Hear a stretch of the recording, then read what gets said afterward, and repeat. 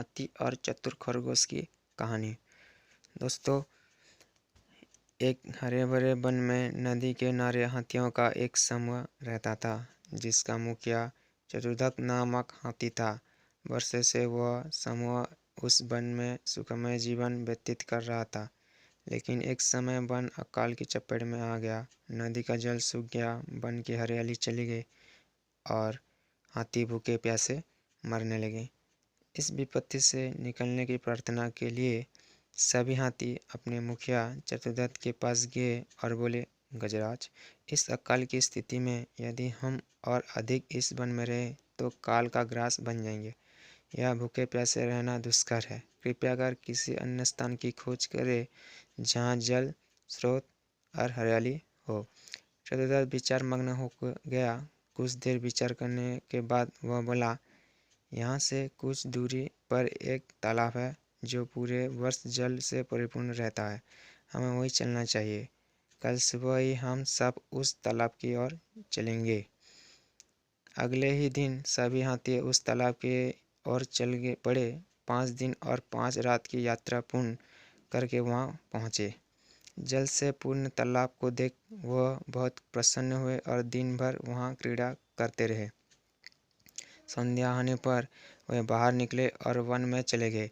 तालाब के किनारे खरगोशों की बस्ती थी, जिसमें उनके बहुत सारे बिल थे, लेकिन हाथी इसमें अनभिज्ञ थे। अतः वे खरगोश के बिलों को रोनते हुए निकल गए। खरगोशों के बिल तहस हो गया। कई खरगोश घायल हुए और कई मारे गए। हाथियों के जाने के बाद सभी खरगोश एकत्रित हुए और स्वयं पर आने इस संकट के विषय में चर्चा करने लगे। एक खरगोश बोला, हाथियों का समूह प्रतिदिन जल के लिए तालाब में आया करेगा। ऐसे हमारे यहाँ रहना कठिन हो जाएगा। वे हमारे बिलों के साथ हमें भी रौंद देंगे। इसमें कोई भी नहीं बचेगा। हमारा वंश समाप्त हो जाएगा। फिर एक अन्य खरगोश बोला, जीवन है तो सर्वस्व है। जीवन रक्षा के लिए जो संभव है वो हमें करना चाहिए। परिस्थिति कहती है कि हमें जीवन रक्षा के लिए तत्काल इस स्थान को छोड़कर अन्यत्र प्रस्थान करना चाहिए। खरगोश अपनी भूमि छोड़कर अन्यत्र जाने के विचार से दुखी थे। उनका दुख देखा लमकन नामक खरगोश आगे आया और बोला, हम वर्षों से इस भूमि पर निवास कर रहे हैं। हम अपनी भूमि क्यों छोड़े? इस भूमि पर हमारा अधिकार है। हमें हाथियों से बात कर उन्हें यहाँ आने से रोकना चाहिए। लेकिन उनसे कौन बात करेगा? कौन उन्हें समझाएगा? सभी खरगोश ने एक स्वर में पूछा। मैं उनसे बात करूँगा और यहाँ आने से मना करूँगा, लमकन बोला। लेकिन क्या वे तुम्हारी बात मानेंगे? अवश्य मानेंगे। मेरे पास एक युक्ति है। मैं उनसे कहूँगा कि ये तालाब चंद्रमा में बैठे खरगोश का है और उसने आप लोगों को यहाँ आने से मना किया है। संभवतः वे मेरी बात मान जाए, लमकन बोला।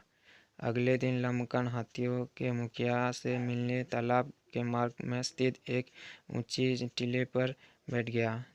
जब हाथियों का समूह वहां से गुजरा तो वह हाथियों के मुखिया चतुर्दत्त से बोला, गजराज, क्या आपको ज्ञात नहीं है यह तालाब चांद में रहने वाला खरगोश का है। आपको बिना उसकी अनुमति के इस तालाब के जल का उपयोग नहीं करना चाहिए। चतुर्दत्त ने पूछा, तुम कौन हो?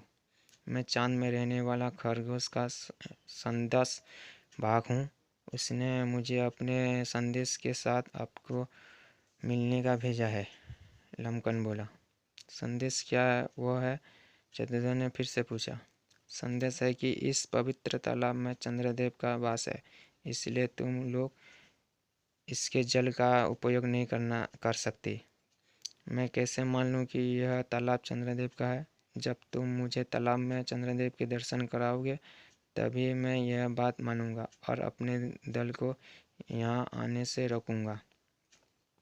चले मेरे साथ और स्वयं देख लो, कहकर लंबकन चतुर्दत्त को तालाब के किनारे ले गया। उस समय तालाब में चांद की छाया पड़ रही थी। लंबकन चतुर्दत्त को वह छाया दिखाया हुए बोला, गजराज, देखो तालाब में चांद का वास है। अब तो मेरी बात मान लो।